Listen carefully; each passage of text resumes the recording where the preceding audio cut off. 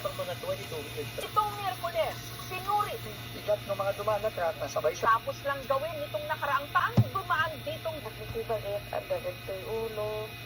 Erosion due to continuous na additional weight ng tubig. AMP 723 Construction Corporation. Nakipag-ugnayan bumiday nitong mga sa administrasyon. Sa takbo ng Masyadong matakaw sa pero aired soldier. huwag maudyukan.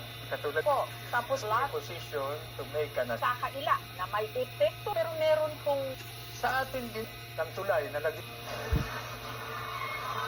mga bahay at mga gusali. Daw po yun. Kuya nung naglaro. Pagbuho ng mag-apply dito ang trabaho. sto ng proyekto. At saka makikita natin na biyak siya kasi dito dapat ang bakal is tawid sa kolong.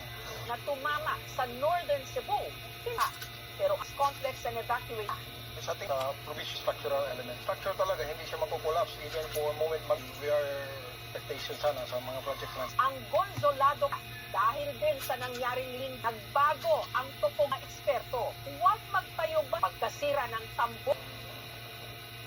Pero yun nga, dumating yung earthquake. His job was on family about this thing, so there were a lot of feeling, and he know nung na-convince is going to bring CEOs, the church organization, napabayaan. So what has happened?